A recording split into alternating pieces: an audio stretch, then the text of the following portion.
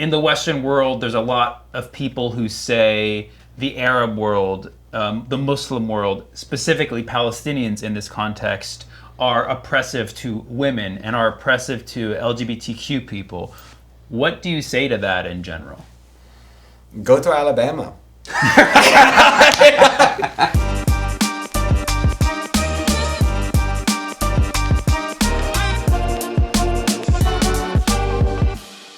Welcome to Friday Night Semites, the only show that presents both sides of this couch, because we know there's only one side to genocide. Am I right? Hey, how you doing, Josh? Oh, wow. Thank you. I'm good. Thank you for that lovely intro. It's good to be. Man, let's turn it to you. It's good. It's good to be back on the couch with you. It's been a minute. It's been a couple months. Been a while. And obviously things have gone a lot better since our last episode. Oh, we've done so much impactful work, man. We should really be proud of ourselves. Our Palestinian Jewish show has solved everything. That's right. But we're here just to see what else we can do for the good of the world. For now. So we're going to be talking about allies in the movement for a free Palestine, in the movement for a ceasefire. We're always looking for who are our friends, our comrades, our allies. And I want to ask you, Sammy, what makes a good ally? I'm sure you get that. What do Palestinians need as a good ally other than this guy on the couch? I don't like the term ally. It's so fake. It's like, I'm an ally. Like, what is this, World War I? Right? No, World War III almost. Yeah, I mean, we're at World War III now. That's what allies are about. Allies are somebody who fight with you, and then 10 years later, they switch to the other team and fight against you. An ally is a fake public friend. Okay. Right? Do you actually want an ally, or do you want a friend? I'd like a friend. You would think so, right? Yeah. Like an ally is somebody who will tweet something in your favor, but a friend will actually pick your ass up from the airport. That's a friend. Right. Right? Yeah. An ally will say things about you publicly, but a friend actually has your back. You know what I'm saying? So, did I forget to pick you up at the airport? Is that where this is going? You definitely didn't pick me up from the airport. I noticed you picked up one of our guests from the airport. You definitely... For sure, I'm a better strong friend. friend energy to our guests. I'm a much better friend to people I've just met than people I actually know. I think we should replace the word ally with a friend, because you often talk to people, they're like, I'm an ally of the such and such community. But well, do you have any friends in that community? Like, no, but I support what they're doing. It's like, make a friend in that community, and then you'll know that a friend is more real. Friendship is more nuanced than allies. Allies can turn on you. But how do you make sure that friendship isn't just like a tokenizing, like, look at my Jewish friend, and then I can say whatever wild shit I want, or like, here's my Palestinian friend in a cute red hoodie, and I can still... I mean, if you know, right? Friendship goes both ways. It's real. If it's a friendship, is if you feel it and they feel it. If it's an ally is basically it's a one-sided friendship. Okay. Right? And friendships last, right? Allyships don't. That's why ally is a lie. Oh, wow. But a friend is to the end. See what I did there? Wow. Yeah. An ally is somebody who you'll send like billions of dollars to every year. Oh, I see but where they we're don't going. reflect your interests, Yep, right? yep. An ally is somebody who say, I got your back, even though decades ago they sunk the USS Liberty. Am I being too specific here? I don't know what you're talking about. Right, yeah. No, I mean, that's the whole thing. The U.S. and Israel, allies, right? They always like to be like, that's an allyship. That's our first ally in the Middle East. Exactly, and it's a good name for it, because it could turn at any time. At any time, it could go either way. One of the sides could turn on the other. But like Palestine and Yemen, that's a friendship. It's deep. It runs deep, bro. Yeah. Well, I think the question of allies, it comes up a lot in our movements, and we talk about solidarity, and I've heard that some people like the phrase ally, some people like the phrase comrade, some people like the phrase accomplice, whatever you want to call it. It's like, how do you support people and causes that might not be your community? And there's this quote that I like. Her name is Leela Watson, and she is an Australian Aborigine activist. And she said this whole thing about allies. She said, if you have come here to help me, then you're wasting your time.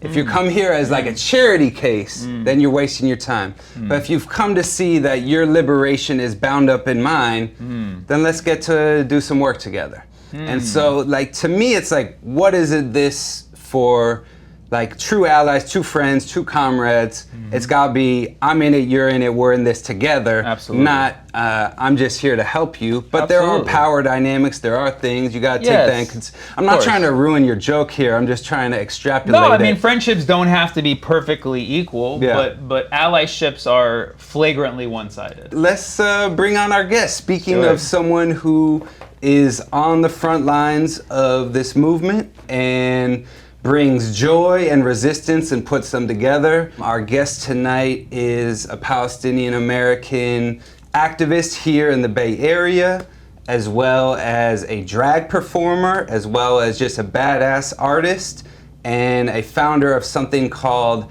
HALA, the Heritage Artists Liberation Activist. Shoot, I might have been a bad ally and mess up the name, but I'll see if I got it right. But we're excited to have them on the show tonight. Please welcome Mama Ganuush.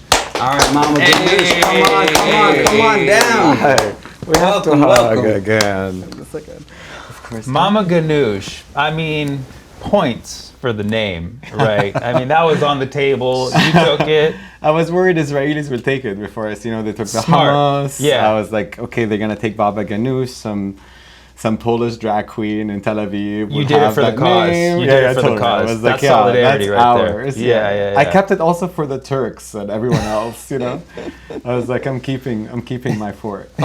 Since you mentioned food, before I forget, I'm a bad Jewish host here. We do have some food, and we do have a little Baba Ganuush. Thank you, Habibi. And so the first question is, if we're eating Baba Ganuush, are we like literally eating the patriarchy? Is that what's happening here? Oh, totally. It's already crushed. Okay. That's the beauty of the Ganuush. Okay. Because the eggplant is already crushed. And also Ganuush means like sassy in Arabic, like Ganuush or like Ganuush. Okay. So basically it's like sassy eggplants. All right. So yeah. An eggplant also has symbolism in younger emoji culture. Yeah, there are a lot of grinder stuff. A lot of straight people go on grinder and then they do the eggplants. Grindr loves the Ganuush, bro. Grinders swinging all the way. And also, I just want to give you, and this is for everybody, so welcome. And, thank you, Habibi. We also do have some apples and honey because this week happens to also be Rosh Hashanah, which is the Jewish New Year. Apples and honey for sweetness. Is there any kind of symbolism behind apples and honey? Like, I know it's for Rosh Hashanah, but like, is there a reason why? I always appreciate when We'll be back. We'll be right back. The deep religious questions. No, I think it's not that deep. I think it's just literally symbolizing hopes for a sweet new year. Okay. You hope for a sweet new year, and that's something we could all use. Absolutely. A sweeter new year. So I don't know if I should start with the Baba Ganuush or the apples and honey, but I'm just gonna put the apple, and the Ganuush, and the carrot, and the honey. By the end of the show, if we've mixed up the apples and Baba Ganuush and put it all together, maybe we've created our own peace plan there with our food. And then there's red pepper just here as a divider. But that's some dolmas and anyway. So Mama Ganuush, let's ask you what. First of all, just so I don't get canceled, can I ask you your pronouns? Oh, I go by all pronouns. You do it all. Yeah. And if somebody who says Habibi, I like Habibi. You like Habibi. Call me Habibi all the time. Okay. Habibi, Habibti. Habibi is the non-binary word in a language that's mostly masc and femme. So Habibi is like the non-binary one. But how'd you get into drag? Yeah, that's a good question. Like, it was first like gender journey. Okay. So like experimentation and figure out where I sit with that. And then when I started doing drag, it was like I'm trying to understand how to bring kind of a futuristic look into Palestinians. Just learning from indigenous futurism and black futurism. For me, I want to imagine if Palestinians had no apartheid and we were living in Jaffa, this is where my father is from, what would a drag queen be doing? You know what I mean? I'd be doing punk rock stuff, I'd be doing like new beats from like folk music that we have. So I wanted to provide sort of a neo-punk sort of expression about Palestinian. But also it was like a big fuck you for pinkwashing. I mean, I was an improv actor, I like clowning and everything else, but who would better talk about pinkwashing but a Palestinian drag queen? Also, I believe if you follow the Chinese zodiac, this is the year of the drag. right? Oh. Wow. Oh. Yeah. Drag on, drag on, drag on. You do have queer friends. That's so cute. Hey. There you go. There you go. There you Everyone go. in the movement is queer. You all are the first people that I know in the movement, like that I hang out with in like a while that are not queer. Most of the movement is queer. Hey, Wow, you're token straight. We are the token straight guys. Man, double token right here, bro. Hey, you know that's we do what we can. We do what we can. Family. We do what we can. That should be that's our alt show My name, Semitic cousins. tokens. Yeah. So, pinkwashing. Apparently, it's not when you mix up your reds and whites in the washing machine, which I previously thought it was, which is another big problem that we should talk about. Yeah, no, that's major. At another time. Yeah.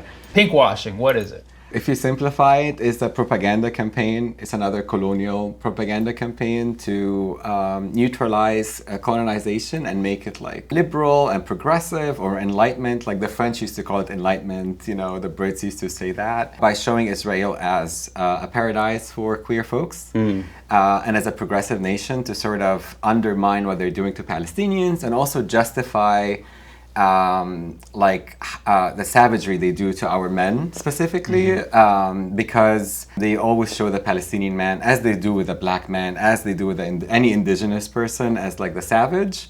So for them, they are the country who like anti-misogyny, queer friendly, or the Palestinians are crazy, they kill their children. That's kind of a very like street explanation.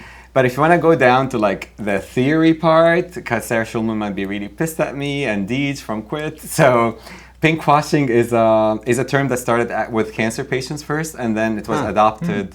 Yeah, it was like, it has nothing to do with like Zionism specifically.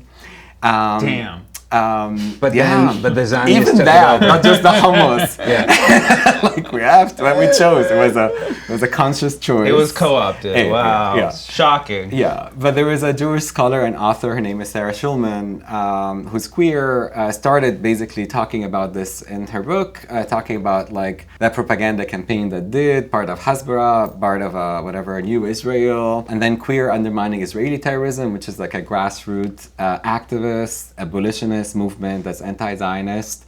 Also are queer-led. They use that term to just kind of quantify what Israel is doing. Right. Specifically for queerness and queer folks. Like I've heard greenwashing is, you know, corporations who do all this evil polluting, but then they'll give a little money on the side to and Israel Sierra does a Club lot. or whatever. But pinkwashing, basically my understanding is, they're trying tell to us, use straight man. Hey, I'm trying to understand. Correct me if I'm wrong here. It's like whitewashing, they're trying to say we're a safe haven for queer folks, as opposed to, oh, God forbid, all these Arab states, and it's a way to cover up their own fucking human rights abuses. First of all, is Israel a safe haven for queer folks? It's not, actually, on a lot of different levels. So. The first one, as a state, Israel doesn't allow gay marriage, has a lot of issues around like transgender stuff. Israel, based on Sarah Schulman and other scholars, you're not allowed to I think, marry civil marriage. It have to be married through a rabbi. It's a very religious order. Zionism by itself is extremely homophobic and transphobic ideology because it's about breeding people for like, you know, cultivating earth, which is basically what the Nazis, everybody had the same concept. Yeah. Eugenics, exactly. With like, of course, like degrees in Israel, because based on your color and your origin, you get treated differently. But regardless, with queer folks, Israel as a state is actually not safe for queer folks who are Israeli. For Palestinians, it's actually worse because Israel as a state is committing gender violence, including, you know, sexual assault against people of all gender at age of 12 and 9 years old. So that by itself is not safe for anybody. But also there's something called isqat, where the Israeli army will propagate that queer Palestinians are not to be trusted in their own communities, so they isolate them. And then the last but not least is there is a way that the IOF, there's a lot of like testimonies about how the IOF soldiers target people that have any queer terms online to make sure they could use them as agents to scare them from being outed into their own families. And I have a friend of mine who ran away to Hungary, actually, who's not even like Palestinian in the West Bank. He's Palestinian, like the second-class citizen Israelis. I don't want to call him Arab Israeli. They're Palestinians, like 1948 Palestinians. Right. And he, as an Israeli citizen, was afraid from this. So he moved to Hungary. So to answer your question, Israel is not a safe haven for queer folks. It's not a safe haven for women. It's not a safe haven for children because all these pedophiles that go there. And a pedophile is not somebody who likes PETA. I had to learn. Yeah.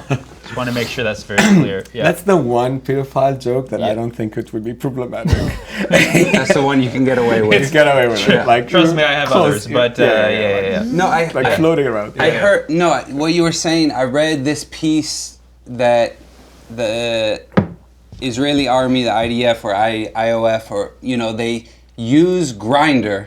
Yeah. As a way to target Palestinians who may or may not be queer, and they like you were saying, they threaten to out them. Then they try to get them to be collaborators or spies, basically, for the IDF. Am I understanding that correctly? You're right. Plus, I think they're also trying to hook up on Grindr, but they're too terrified to say that to their own families. So here's my question: if you have like this crazy Zionist family who's like, "We're gonna kill you for gay," I'm sure you're gonna jerk off on some Arabs on Grindr and then try and get them. Either way, Grindr upholds its name as an app where you get fucked. Totally. But so my question coming off of that, I was like, we don't have to add Grindr to the BDS list, do we? Because this would be majorly. This is a major split in the movement if that happened. Well, it's on the BDSM list, but it is. There we go. I mean, the gays always have something around this. Like, if you it's have complicated. Grindr, oh my god, I know that Grindr is Chinese. By maybe I didn't know that. Oh, did not. That's wow. A Chinese company like acquired them. Okay. But I assume that they might just, they might literally just rename Grindr and say like, that was God's chosen ass. I don't know what the fuck Israelis. God's chosen ass. I like that. Okay, I like that. They'll put that in all the temples, all the synagogues. We'll get kicked out of everywhere. God's chosen ass. Man, that is an app. But there's a limit. I went to Trader Joe's and there was like Israeli feta. I was like, the Greeks, like, that doesn't make any sense. Like, what's up with the Greeks? There's Israeli feta now too. Like, that's not. They're appropriating from the Greeks. Yeah. Oh, you don't want to fuck with the Greeks. No, that never ends well. No, but it's like it is. They do that. You're right. The Israeli soldiers were like spy on Palestinians and abuse them because when you're actually closeted. Okay, I'm trans, and my people know me by family names at this point. My family kept me safe my entire life. Like how so? Well, they raised me, they protected me, they put me in school with no expectations. They still support me right now. When I'm ill, they take care of me. If somebody spoke 2 words about me or make fun of me, they would like eat their face. Yeah.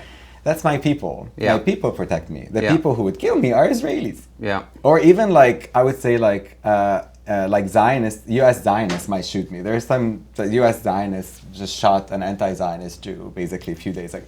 Like there's a lot of crazy of them. So what I mean by that is Palestinians are intellectual folks. Like Gaza and Palestine in general have the highest rate of education. Educated intellects don't kill their children, right? And also Israelis always would tell you, because I get that online, it was like, your people are gonna throw you off the building, right? I was like, I understand that Americans don't know the difference between Iraq and Palestine, right? I know that geography is bad, right. Education is horrible here, but this is in Iraq. This is ISIS did that because they are a terrorist organization similar to the IOF, and they did that to some queer folks, and they're also on Grindr. Also on Grindr, exactly. Everybody jerking. I mean, honestly. Wow. Okay. I did not know that was the thing that was going to connect the whole thing. I like it. I mean, it came full circle, Jerry. I don't coexist on Grindr, by the way. I don't do this shit. Like, I don't sleep with Israelis. Even if they're anti-Zionist, it's too painful for me. They're still settlers. Like, the idea that you identify as an Israeli, for me, is actually like a slap in my face. Right. That's Grindr's tagline, actually. Don't settle. Give me a slap in the face. Can you explain that though? Because I know you work with a lot of anti-Zionist Jews, and we talked about this earlier. But when you say like it's too much to hang out with Israelis, what do you mean by that? My family is from Jaffa, from 1948. Yeah, same. Oh yeah, من بيت السلطري, in an area called Shara Nuzha, which is like the new suburb of Jaffa at the time.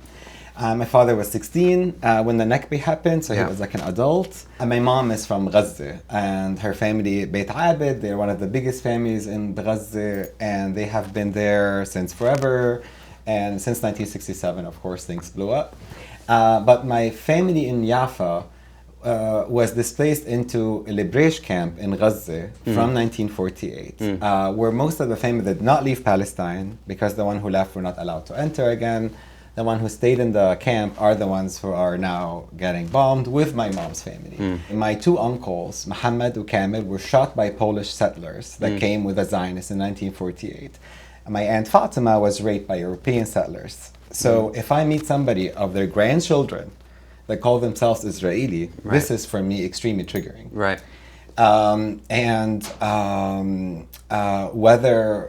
Whether they are third, second generation settlers, they have to always recognize that they are settlers and they're colonizing this land. Similar to how we acknowledge the indigenous rights to the people who are living on their lands that were not recognized yet. So this is one of the reasons it is really hard for me to be around Israelis, even if they are claiming that they are pro-peace. If they're anti-Zionist, I organize with them, but I won't sleep with them. Like, you know what I mean? That's the line in the sand. I mean, that's a fair line in the sand. That's a fair line in the sand. But also, like, if you're not anti-Zionist for me, I really cannot even organize with you. I'm at a level of my pain that I don't have any sort of headspace to like educate someone. If you're an Israeli and if you're not an anti-Zionist, you're not actually understanding like your colonization history, and your reason to be there. How the resolution of Palestine, which I'm thinking about, is to have a one state where the people who are born there, I guess we need to figure out a way to like integrate this country together. But the IRA and all this like birthright bullshit needs to be removed. People with double citizenship that were not born in Israel really needs just to move back to Ohio, you know, like move back to Connecticut, like live there, live your life. You're good. Move back to Jersey. A lot of like Israeli fashion, Jersey, it's too close. But I mean by that, it's you don't have to be. Are you more mad about their politics or their fashion? Both. Yes. But I mean by that is like for me, it's very clear. And I don't want to say like, oh, I have my partner is Jewish and my ex-husband was Jewish. They were like anti-Zionist Jews. But I cannot be intimate with somebody who believes in eugenics. Or like believe in like Nazis and shit, you know. Zionism at this point is very similar to eugenics. I appreciate you telling us like a little bit of your family history. And I remember you were saying, did you grow up in Egypt? I was, yeah. Okay, so how did you come to Egypt and then to the U.S. and to the Bay Area, to the utopia, the Mecca, the all things good of the Bay Area, where we have no problems and every liberal gay Zionist. Yeah, speaking of pinkwashing, we'll come to the Bay Area and we'll talk about that. Yeah, I grew up in Egypt. I actually went to engineering school because I grew up as a Palestinian refugee with an Egyptian document for Palestinian refugees that you're not allowed to go anywhere but to Yemen and Sudan. That's why the Yemenis are holding it for us. Yeah, because I'm sure they've seen it. And I had to renew my residency every three years. My birth name is very Palestinian. Nobody calls their kids Tiger, Nimr in Egypt, you know. Okay. So it used to get me out all the time, but the reputation about Palestinians, there was a lot of xenophobia against us in Egypt. So I had a visa to visit my sister who lives in the Bay Area. And I just came to America, and the people I used to work with and give the country conditions. What part of the Bay Area, can I ask? Oh, like the Matash Ohlone occupied land, currently San Francisco. And then my sister, two days in, my sister didn't get it. She was like, "You can't be in my house," or like, "This is like I don't know how to deal with this right now. So I became unhoused in the Bay Area, and then I was found by a woman called Nabila Mango, who's an elder. I know Nabila Mango. Really? Yeah. Nabila's like my chosen mom. Yeah. And then I started working again in advertising and stuff. And I tried to organize a little bit. I lived in Berkeley, so I started to organize with some like anti-Zionist movements, but I realized I'm too old and all these kids are students in college and I can't deal with this. And also for Palestinians, it's very painful for us. Palestine is very painful for me. Like if somebody talks about the two-state solution, it doesn't pass. I'm from Jaffa, like, you know, so, and then I got diagnosed with multiple sclerosis. So I have MS a few years ago, and I just decided to, and my art was basically more improv theater. So I decided to go into drag because I wasn't able to work anymore. So I realized with MS, it's really time for me to focus on what provides me like gender liberation. Yeah.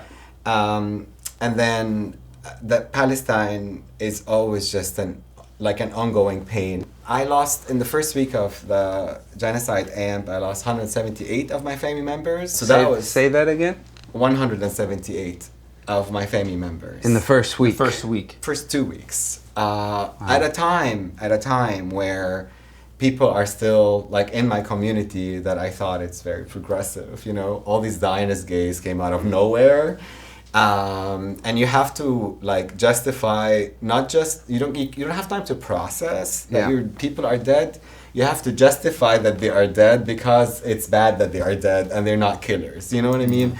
It is so painful to be Palestinian because you always have to justify to people that like 178 were killed. People were telling me, what about October 7th? What about October 7th? I was like, we don't need to do this, you know? Yeah. So that, honestly, I was hopeless about me going back to my homeland. So before October, I told my partner, when I die, criminate me. I'm not like, sorry, Mom, I'm not Muslim anymore. But, and then this way you could like maybe pass your white, he's from Chicago, you know what I mean? You could pass with some of my dust into Palestine and maybe throw it in Jaffa. That part of me would die in Jaffa because my father wanted to do that. I never was allowed to, and I would never enter Jaffa with an Israeli visa. After October, I actually have hope that I might be able to be, even do drag, like have the energy to drag in Jaffa in Palestine. Because of the movement that happened here. And then looking at the South African apartheid and being in the Bay Area, I realized the amount of work that people did in this anti-Zionist movement have really worked now because you have that base, the foundation that people now are waking up to. And for me, Palestinian is freedom. It's not about whether Biden would work. I don't believe in outspending AIPAC and then this way you win. I believe that could help like decrease the harm, but this is not liberatory. We're gonna end up with another PLO, another Palestinian Authority, unfortunately, that's very corrupt. Like Abu Mazen, who's not doing shit for his people right now. I believe that Palestine freedom as an idea frees people, and I feel the Global South movement is just started to happen again. It's like a new spring with a new revolution. Wow. So I actually started having hope. Wow. And having MS doesn't help. Yeah. I have like, I don't know, limited time sometimes. I don't really know what's up with the timing, but I know that this is gonna happen. And I don't think it's just gonna happen across the West Bank and Gaza. We will have our reparations and recognition to Palestinians from Jaffa, which is 13.4 million Palestinian refugees around the world, not just the 4 million Palestinians stuck in concentration camps within their lands. 70% of Gaza are not from Gaza, you know? So I believe that liberation, land back, will happen in my lifetime, and this is what keeps me going. Amen. Amen. Amen. I don't even remember what the question was, but that was, No, this... sign me up. I mean, that was a lot. Sign me up. That was a lot. I want to back it up a little bit. You mentioned that, you know, your family was always very supportive and embraced everything you do. Yeah. You know, in the Western world, there's a lot of people who say the Arab world, the Muslim world, specifically Palestinians in this context, are oppressive to women and are oppressive to LGBTQ people. What do you say to that in general? Go to Alabama. Literally, black people are still being treated as slaves in Alabama. They put them in jail and they have like underpaid wages to force them to work. Like, this country is a colony. But I want to knock out the idea that the West is democratic, because people doesn't understand how oppressive this country is for its own people, you know. But when you are Gaza and the West Bank are not cities. They are cities. They are Palestinian cities, but they're concentration camps. You're living in a prison. So when you live in prison, the most priority is to eat. Right. Now, not to be sexually violated by Israelis, not for your house not to be stolen by Israelis, not for your own body be taken by Israelis. To survive. Killed. You literally survive. Yeah, you go to live another day. Israelis don't allow you to fix your streets, don't allow you to fix your sewage. If you have a Palestinian flag and you're Palestinian, like, this is like a jail sentence. I have a friend that just came from ISILM, which is the anti-Zionist Jews who go to protect Palestinian shepherding, and she told me how much, like, it's terrifying to her how much they were treating Palestinians, and the only way she could survive is showing her David sign, right? Which is, for me, beautiful, but also extremely racist. Yeah, of course. You know? So when you're asking these people to walk on like a pride festival, which is not really a festival, it is a gay version of like Super Bowl marches, like sponsored by Macy's and all these like Zionist company. Not Macy's, sorry, specifically, but like Amazon and others. That just doesn't make any sense. Palestinians as a society, we are extremely intellectual and educated. We did art salons in our house at different levels. And we have a lot of queer icons and references in our modern history and life history. Also, people think about Palestinians as if it's like they're living under the tents because they only see us when we are under attack. Right. But there were underground parties in Ramallah. There were orgies in Ramallah, like gay orgies, you know what I mean? So what I mean by That's that... That's definitely underreported. I definitely did not hear that story. Because you're not on Grindr, dude. Bro, I am getting my information from the imperialist straight media, and I need to get a whole nother perspective. It's not just the queer, like Palestinian come in all shape. Of course, like everybody. Some of us are queer, some of us are religious. If you have a Palestinian homophobic uncle, he would serve you tea when he sees you. He will serve you food. He will maybe smoke cigarette with you and make fun of your father probably because he's pissed at his brother. But he will never make you feel unwelcomed if you're queer. So this whole thing of you see college kids protesting, and then they'll be like, hey, but if you were in Gaza, Hamas would, you know, like with a tank top and, you know, your legs showing, Hamas, you throw you off the roof or whatever. You think it's just total bullshit, that line. Yeah, the throwing out of the roof actually never happened. It's in Iraq and it's ISIS. Yeah. And also, you know who the first people who threw people off the roof? Guess who? I have a guess where you might be going with this, but the Vatican. The Vatican. Yes, the Vatican didn't. I was gonna say New Zealand for some reason, but probably they did too. But the Vatican used to like throw people off the roof if they were queer, and also they like used witches and stuff. Yeah, and queer folks, they also used to use like a torture device to kill, to gut you inside out. Where the Arab world called Turk or Arab for Europeans was a slur for queer because a lot of queerness happened. And then in modern history, all the way until like the Wahhabi, which is like a little bit of the most conservative wave of radicalization happened in the 90s after the Gulf War. That's more Saudi Arabia. Yeah.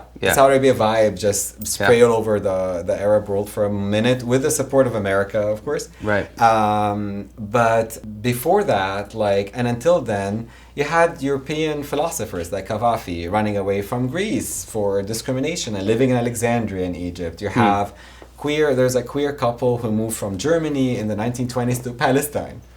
To live their life, you know. So regardless, if I have like a homophobic uncle in Alabama, which I mean, there's people who have homophobic uncles in Oakland, not in Alabama. For sure. Do you want them to be genocided? No. You know what I mean? Yeah, so the people who keeps me safe are my cousins and my people, my comrades in the streets, in the movement, but also my family that kept me safe my entire life, not the Israelis. Israelis terrify me.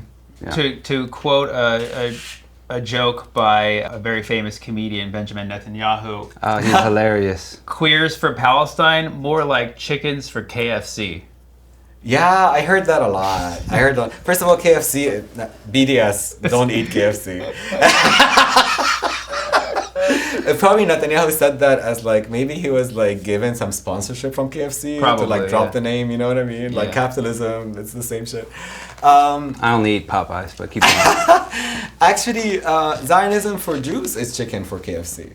I have seen videos with German soldiers taking kids with yarmulkes in Germany, hitting up Jews in Germany in yarmulke. That is a terrifying scene to me. That this is literally the fear of this is re-happening for people who witnessed genocide over 76 years ago. It's literally happening in front of us on TV, and it's been justified by Zionists. Yeah. So I think Zionists for Jews are chicken for KFC. Zionism for Jews is chicken for KFC, but also Zionism for everybody, chicken for KFC, because they're hitting our indigenous land. The same lobbies that lobbies against Palestinian rights are the same lobbies who lobbies against progressive candidates all around the country. They spend $100 million on this. So it's like chicken for KFC for trans kids, chicken for KFC for Arabs, chicken KFC for Jews. Halal chicken or? I would say like... it ain't kosher. For the halal police, yes, halal, sorry. Maybe that would compensate for the orgy drop, but yeah, it's over here. I know you've been super involved in local activism here in the Bay Area. There's been tons of marches, protests, blockades. I know there was people who protested SF Pride. I assumed it was like the right-wing, homophobic, like, you know, the gay bashers. Oh. But, well, maybe they were there too. They were marching, actually. Yeah, okay, all right. Yeah. So then, but there was a protest that you were part of, that you helped lead at SF Pride. So tell us, what's that about? Yeah, so 19 years ago, the Pinkwashing campaign, the target for it was San Francisco, like Bright Bar, like the company that was doing this advertising campaign focused on San Francisco. So they worked with Bay Area Reporter, SF Examiner, all of these like basically like highly Zionist funded newspaper and news outlets to start sending like Bay Area Reporter journalists to Israel for like, you know, visits. But they do that across the board to like to do that. And San Francisco, it's kind of worked because I live in the Castro. It's a gay neighborhood, supposedly. I've heard of it. Originally, the Castro is a Palestinian, Irish, and Italian Catholic neighborhood because of the Oh yeah. I knew the Italian-Irish part. That's like the famous pre-Harvey Milk. Oh, yeah. I didn't know the Palestinian side. Oh yeah, Palestinians own half of the Castro because a lot of Palestinian Catholics moved. And Palestinians in general moved to Turtle Island, currently the States, since before the 1940s, and then 1948 and 1956 and 1967. Right. وبعدين بعد حرب الخليج, which is the Gulf War, in the 90s they came, Oslo they came. Right. So the Castro is very Palestinian. Most of my neighbors and the corner stores are Palestinians. Wow. And my district representative, Raphael Mendelman, is a Zionist. I went to him after I lost 176 of my family members early on, and he didn't even tell me sorry for your loss. He said, I'm a Zionist, he has family there, he has a citizenship, he's gay, and he runs the district. Our Scott Wiener, our state senator, is also a Zionist gay, who's literally like went above and beyond in support Israel. And what people don't know is that before Netanyahu, the people that have genocided Palestinians for 76 years are the liberal Zionists. Right. Like they are not the conservatives. Right. Like Tel Zatar, all of these mass killing happened by liberal Zionists. But what I mean by that is like every single level of representation that I have that is gay is Zionist. Also trying to take over this grassroots idea that progressive people have a mutual aid and market their big corporate money into it. So SF Pride had cops move in it and march in it because they want to normalize cops and police in 2019. And when queer folks protested that, cops beat them up and one of them got a concussion because of the SF police. And then the one of the protesters. One of the protesters. Yeah. And this was in 2019? Yeah, 2019. They literally beat up like the trans protesters because people were protesting cops marching in Pride. Right. Because that doesn't make anybody feel safe. Focusing mainly on our Black and Indigenous, community. Right. And the SF Pride Association, because they are highly Zionist, funneled by Gary Tan, all of this ADL people, which is very similar to a lot of prides all over the world, have lobbied to make sure that police come back and march. So the last march wasn't just because they had the JCRC running around with Israeli flags, having ex-IDF people most probably to protect them. But also they had police marching in Pride because that's the time they were back. So I organized with Queer Undermining Israeli Terrorism, the Jewish Voice for Peace, IJAN, all of these different factions, AROC, PYM, and all the autonomous people. Because most of us are queer, actually, in all these different movements. Shocking in the Bay Area that the activist community... Yeah. It's everybody's they, them. Yeah. So we made sure to say, fuck you, Pride. No, we don't represent us. And we're not the first people to protest Pride. Yeah. But it's a protest against Zionism and Zionist control over gay organizations as part of their advertising campaign to normalize Israel. That would never happen. Yeah, as long as I'm living in the Bay Area and others, you know what I mean? Yeah. And did they have any response?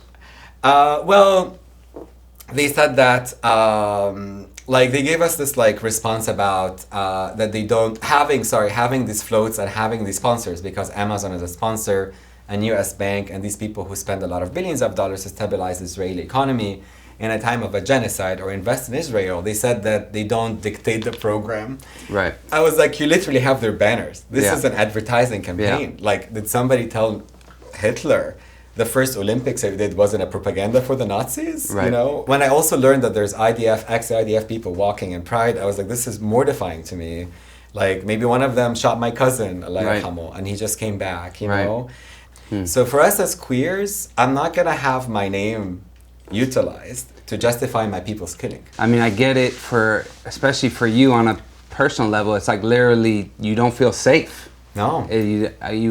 Why would you feel safe with the people who might be Does killing any of your us family? feel safe if you have somebody who literally came out of complex PTSD or sociopath doing some shit in another country and might be on drugs? You don't want to be around some Israeli ex-IF soldier on DMT. Right. You know what I mean? It's not a good look. It's not a good look. Yeah. Have you been threatened for the work that you do? Yes, in a protest. The second protest that we did in the Castro, some Zionist kid came, and there was an elder who's her father was a Holocaust survivor, and he came in her face and said, "You're a Nazi." And she got really offended. She was like, "Do not call me a Nazi." That person punched my friend's sister, and then he started attacking protesters. When I removed him, he punched me. So physical attacks happens all the time. But in terms of threatening me in to be killed, I don't know if you would call this a threat, but somebody would send me a knife, would say there's fearing people that would come to you in the Bay Area or in California. I had somebody before send me beheading videos on Instagram. Someone sends you a knife. I would say that's a threat. A picture of a knife or an actual knife? No, a picture of his hand holding a knife. Oh, and things like that. okay. So for me, I was like, at least he's doing stabbing. He's not doing mass shooting. You know what I mean? Right. I'm worried about my comrades. Right. But I'm not afraid. My community keeps me safe. My comrades keep me safe. And I never felt unsafe with them. I feel unsafe when the cops show up. I really feel unsafe, and with the JCRC, Zionists show up, I've seen videos of them doing this, on camera. I was like, I don't want somebody doing this in my face. Yeah, it is threatening. How do you keep going? Just taking a step out of it, because that has been happening to our people for 76 years. Yeah. I think me not expecting a lot from Democrats or government organizations and stuff like that made it actually feel better, because I was like, oh, I understand that I thought I could put my energy in something else, basically. Yeah. But I keep going because I have a lot of hope that Palestinian freedom would happen on my lifetime. And at this time, like my focus was really pinkwashing, but I think pinkwashing is irrelevant. They killed 186,000 Palestinians. That's like what the estimate reality is. It's not 40,000. Right. At this point where the entire world, except one country, is standing with Israel, and the entire world have seen Israelis who they are, I don't know how can you argue like they are a gay-friendly place. They literally like killed Palestinians at mass level. And also people think about us as queer people in like individually. Right. We're not individuals. Like I have uncles and aunts and mothers and parents and cousins and grandchildren if I was older than that, you know, and nephews and nieces. So when you're attacking queer people, you're not just attacking them, you're attacking their livelihood, their entire family. You're also destroying theater.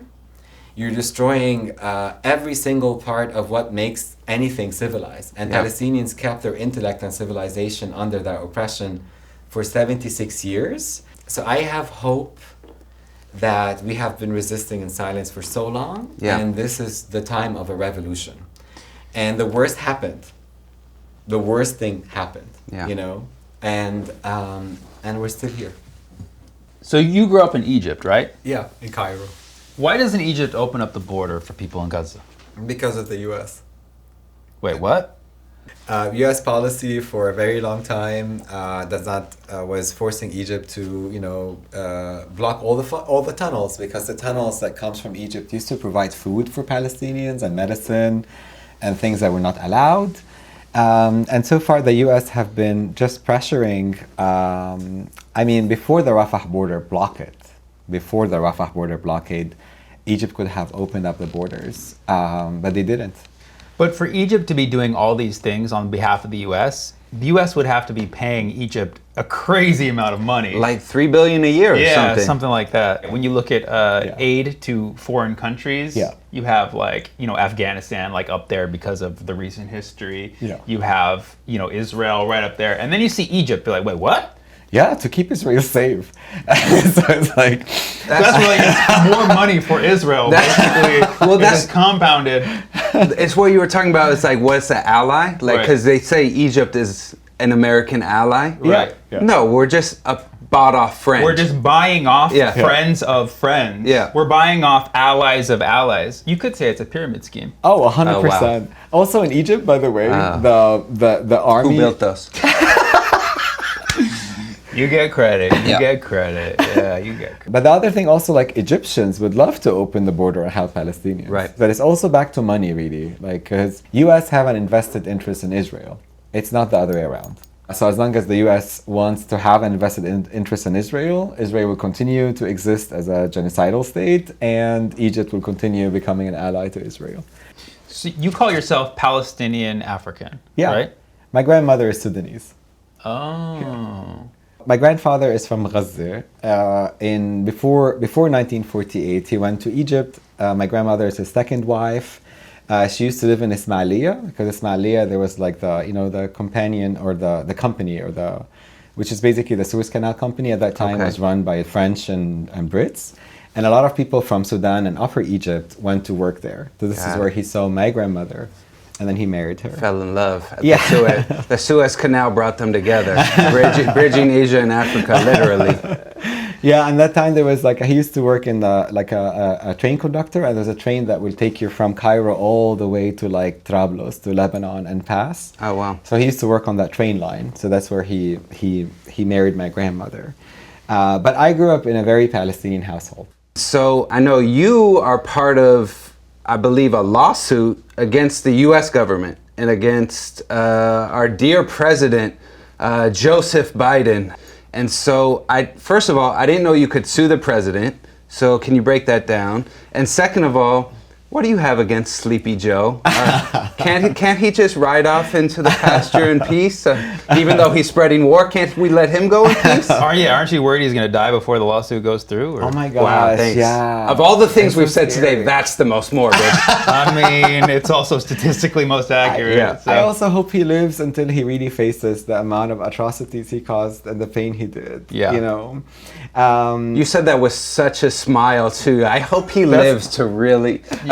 Yeah, I mean, life is misery. if your legacy is a genocide. So that's actually good for him that he died. Like Hitler, when he died, it was a relief, honestly, for him probably, not for the people, you know?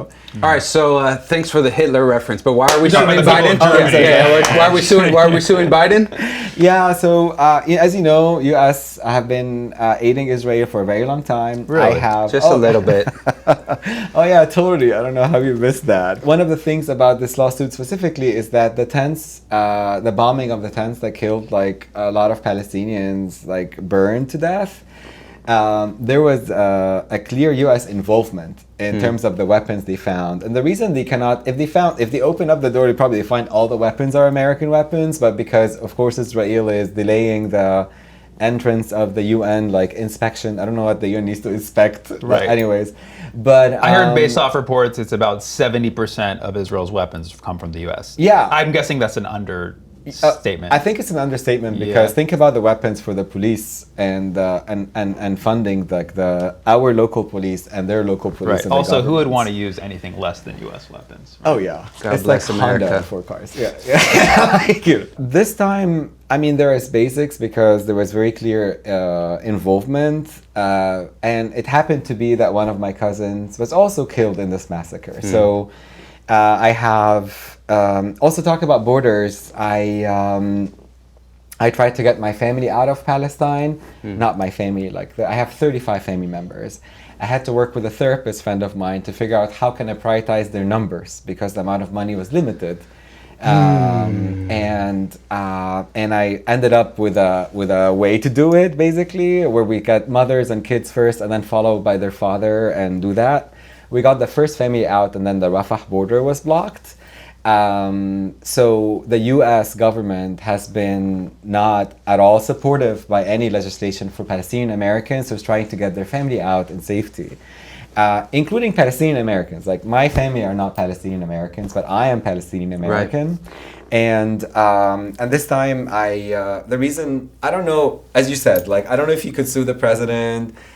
Maybe we have basics for suing this time, but for me it's a moment to, as we say in Arabic, like to bring their name in court and for name to be remembered, and for me just to be registered the names of my cousin Muhammad and all these other family members that were killed to be memorized. For me, it's just I'm doing it for a form of reparation for my family to at least acknowledge their names as human beings, not numbers. It's about the humanity, not about the legality, and you're just using the lawsuit as a way to bring that back. Correct, yeah. Also, I'm the first drag queen to sue the president. You get to sue the president. You get to sue the president. Well, I don't know. I don't frack like RuPaul. Yeah, RuPaul You're fracks, literally I'm not a dragging fracker. Joe Biden. Oh wow. Yeah, I don't have the She burned Hebrew that or the stage Yiddish down. phrase to There's not a parallel. term for that. I don't have the That's, Hebrew. That's a new one. I was just gonna say I don't know how to translate, but we were just in English. I know you say shame the devil. Oh yeah. And Oh, it's yeah. just like name names. Yeah. It's like it's a big system. There's whole systems and there's companies, but they're run by people. Yeah. And these people have names, and let's call them out. And I call grew them up- out by name. I grew up with my people. Yeah. Like until Oslo, a lot of my mom's family lived in Egypt. And then Palestinians were allowed that were from Gaza and the West Bank to go back, but Palestinians like me were not because we're 1948. So these people I grew up with until like mid-90s when they moved back. And then a lot of them used to come and visit and leave. Like Muhammad that was killed in the Anan building massacre.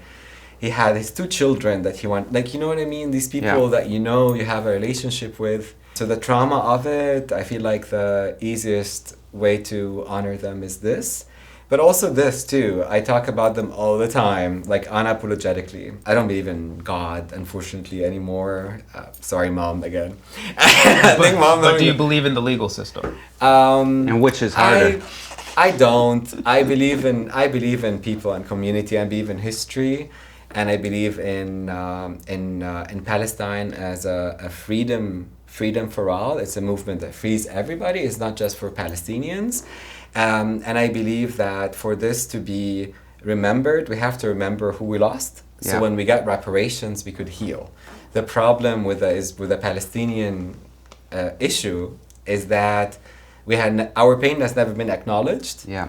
And we never received any form of reparations. And I feel like the first step to that is acknowledge the wrong and remember the names. But I know that in the future, like, I feel like that would be remembered, but for now I just have to state that they are not terrorists. All these children and their kids, they don't, they only work for Hamas. Most of my family are like left-wing, like left-leaning I think most people in this country would rather have them Hamas, to be honest. Yeah.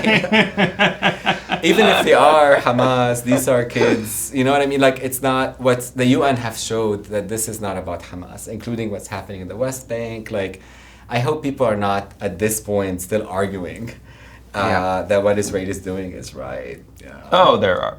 Oh gosh. Oh yeah. What's if you could see Joe Biden in court, if he would actually dare to show up into a courthouse On his bicycle. Yeah. and had taken whatever amount of caffeine to keep him awake that day, Yeah. what names would you want him to know? What stories would you want him to know?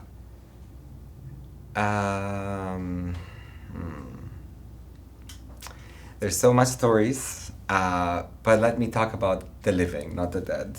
Palestinians were one of the cleanest people you might have known. Like, people from Levantine.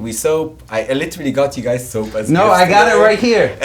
Sammy, did you get one? I got one. But I was already be like, dude, I have like 30 soaps in my backpack Mama already. Ganuush gave me a gift, which was wonderful, because I was like, we're going to feed you. Yes. And then you came and brought us gifts. Yes. And you brought us this Palestinian soap. Yeah. And my first reaction was, damn, you must think I really am stanky. I was like, this is like a Jewish mother. This is like the backhanded compliment. Like, I gift you something, my stinky friend. And I cherish it. I will keep it near and dear. That has been given to everyone. Yeah, I got one. You got a lot of stinky friends. We in the Bay. I got one too, but mine's much smaller. You know, activists need to take more showers. That's true. Especially Berkeley ones. That's true. Come on, Berkeley kids. That's true. Jesus, I dated some in the past. It's okay, we're in Oakland. We're not going to talk about that. That's too traumatic. Dirty Berkeley hippies. It's a line we're not going to go That's to half today. our audience, man. But I wanna tell him that I don't ask for mercy for my people, especially for somebody who's killing them, knowing, like, merciless killing. My people are saints. I always say, like, when somebody Palestinian die, we celebrate their death because they died in solidarity with their own land, and this is a lot of honor. So I don't want to discredit my people by showing them as victims. But I will tell Joe Biden, I will tell him the story of my family, who are educated, people who have been in solidarity and staying in these stands for the past 76 years to go back to Jaffa. My father used to say, if Palestinians sold their land, they were living in palaces, not in fucking camps. You know what I mean? Right. But I would tell him that right now, my cousin's kids have lice in their hair, and they are on the streets. My cousin, you know what I mean, who's a doctor but cannot help her kids with, like, the skin conditions because of, like, the lack of cleanliness and the sewage and the genocide they're going through, the dead bodies. I'll tell him, for the sake of just these children, I think just enough PTSD for them. Yeah. Like, this is enough PTSD for our children. Yeah. Like, yes, acknowledge the death, acknowledge the wrong, but also remember the living that are currently being, just living in Palestine. Yeah. Is a trauma. Like, most of Palestinians are now either amputated or have, like, psychological terror forever. That's not what I want for my people. However, I would also tell Biden that there was before him, and they're gonna come after him, people that try to enslave my people, like the Phoenicians, the Macedonians, the Romans, the Ottomans, the Brits, and my people still survive. You know, and we still do sabun nabilsi. That's like thousands of years old tradition that we used to sell all over the world. Like, you know, so my people still alive. He will be dead, and his legacy we're not going to be around. Like SS officers, and like, you don't remember the names of people who committed genocide. You remember the heroes that are survived that genocide, and all my people are heroes. So I just wanna ask him just to stop making it harder for people who are living. because I'm not waiting for an apology from my people who killed. Wow. So yes, living is real suffering. Yeah. I don't want these kids with PTSD. So much EMDR. Right. Therapy is so expensive. I don't know. Like, I don't know what's going to happen to these kids. I'm really worried about this generation of Palestinians that were mortified with this war. Yeah. Whether it's disability or mental health or... Like, I don't really know. My people are resilient, but there's only so much anyone can take.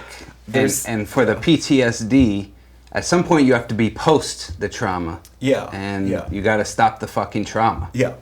Yeah, and I'm not going to ask the president for something. He's not going to give me... He knows exactly what he needs to do. You know what I mean?